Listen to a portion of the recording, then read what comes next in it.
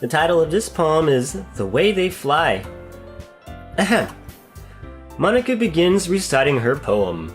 Her clear, confident voice fills the room. More than that, her inflection is pristine. She knows exactly how to apply emotion behind each line she recites, bringing the words to life. Is this something she's done before, or is she simply a natural?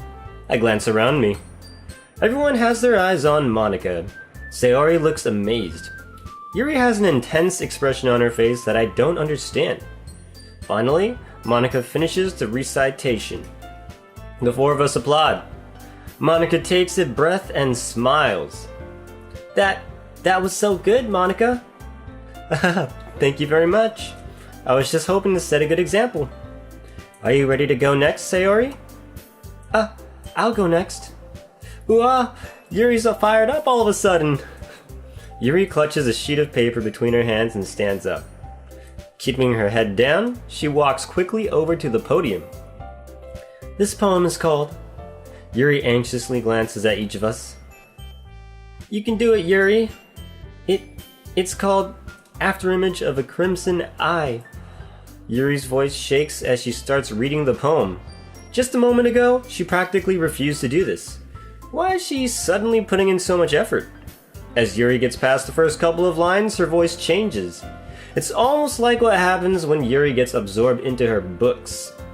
Her quivering words transform into the sharp syllables of a fierce and confident woman.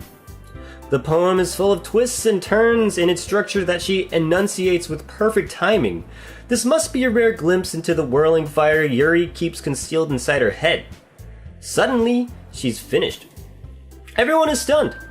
Yuri snaps back into reality and glances around her, as if she bewildered even herself. It's up to me to save this situation. I'm the first to start applauding. Everyone joins me afterward, and we give Yuri the recognition she deserves. It's not that we didn't want to applaud for her, but we were caught off guard so that we must have forgotten. As we applaud, Yuri holds the poem to her chest and rushes back into her seat. Yuri, that was really good. Thank you for sharing.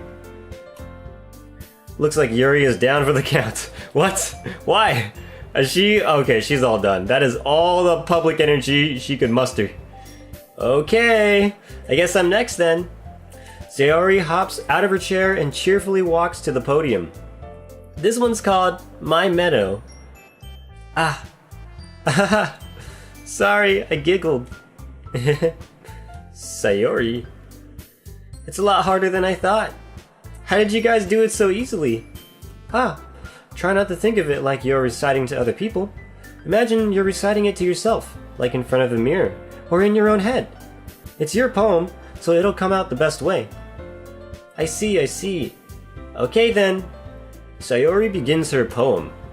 Somehow, it feels like her soft voice was made as a perfect match. The poem isn't aimlessly cheery like Sayori is. It's serene and bittersweet. If I were to read this on paper, I probably wouldn't think much of it, but hearing it come from Sayori's voice almost gives it a whole new meaning. Maybe this is what Sayori meant when she said she likes my poems. It's like I get to reach more deeply into someone I thought I knew through and through. Sayori finishes, and we applaud. I did it! Good job, Sayori! Even Kiyodo liked it. I guess that's a good sign. What does that even mean? It came out nicely, Sayori. The atmosphere of the poem fits you really nicely. But it might be that other poems wouldn't work quite as well with that kind of delivery. I don't really understand. In other words, I've seen poems of yours where that sort of gentle delivery wouldn't work as well. They might need a little more force behind them, depending on what you're reading. Oh, I know what you mean. Well, I've been practicing that kind of thing. It's just embarrassing to do in front of everyone. The next time, I'm going to make you pick a poem that challenges you a little more. We don't have much time before the festival, you know. Okay. Now, who's next? Natsuki? Don't make me go before Kiyodo. It's not like I can compare to you guys anyway. Might as well let Kiyodo lower everyone's standards a little before I have to do it. What, you're not confident in yourself either? That you have to be a jerk? You know, that's not very nice. Again, honestly, you're hiding behind this tough shell, and it's not really helping you at all. Natsuki, it's fine. Not really, I mean, I'm just saying that. But, you know, in my head, I'm just starting this grudge that's building up inside of me, and it'll never go away until she apologizes in some sort of form, which I may find out. I might as well get it over with. But it's not like I have much of a selection of what to read. I'll just have to go with what I wrote for today. I stand up and step in front of the podium. Everyone has their eyes on me, making me feel terribly awkward. I recite my poem. Since I'm not exactly confident in my own writing, it's hard to put energy into it. Despite that, once I finish, I receive applause anyway. I mean, they're just being polite. It could be as terrible as anything, and they could still applaud because they want me to stay in this club because I'm a new member and they need members. Oh, it's kind of weird that nobody else joined. Yeah, that's weird. Why did nobody else join this club? Is there something wrong with it? Do they all know about these girls or something? Is there like some sort of gossip going on that I did not catch? It's high school, right? Pretty sure. Sorry, I'm not really good as everyone else. Don't worry about it so much.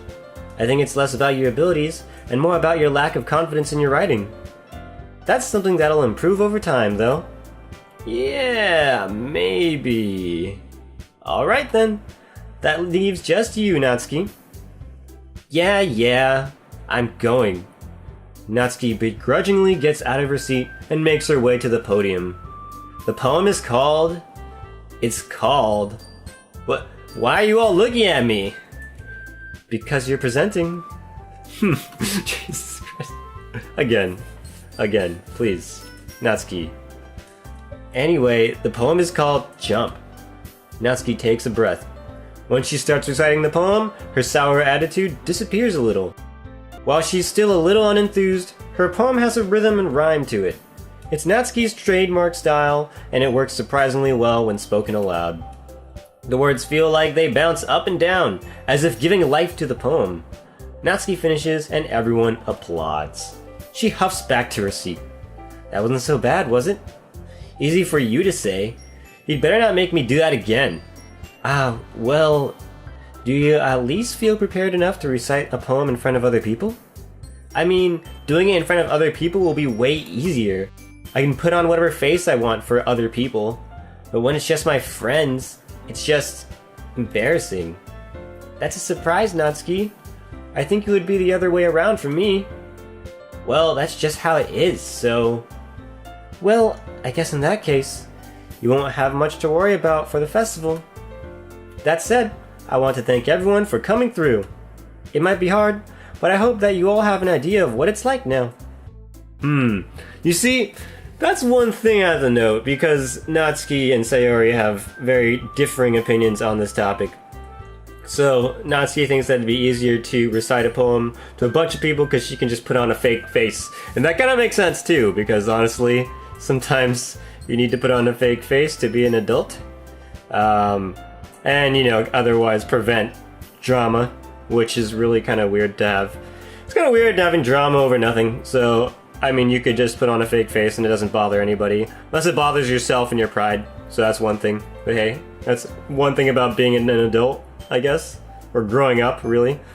And then, with Sayori's opinion, it kind of, I understand that too, where it's easier to recite things to your friends because you know they'll be accepting of you and it's okay. So, I mean, you can put in whatever emotion you want, but honestly, they kind of know who you are anyways, or they should, if that's the case, if they're your friends. So, yeah, you know, it's probably more rest assuring to do it with your friend groups. Or maybe it's not, if you're that type of person. But hey, you know, sometimes it's good to be flexible too, so you can go either way. Make sure you pick a poem and get enough practice before the festival, okay? I'll be making pamphlets, so let me know ahead of time what you'll be reciting. Jeez. I should probably find some other poem to recite then. That's fine too. It doesn't have to be your own. I'm already pleasantly surprised that you're putting in all this effort for the club. It makes me really happy. Yeah, no problem. Okay, everyone. I think that's about it for today. I know the festival is coming up, but let's try to write poems for tomorrow as well. Again? Like, what? Oh my goodness, this is like homework. Do we have these club meetings like every day? Or is this like a high school club where it's just weekly, or even bi-weekly, where that makes sense. Because this is, holy crap, this is so much work! If it's once a week, then I guess it's okay. But if it's every single day we have to write a poem, I think I would not be in this club. It's a little bit overbearing, even though poems can be really short.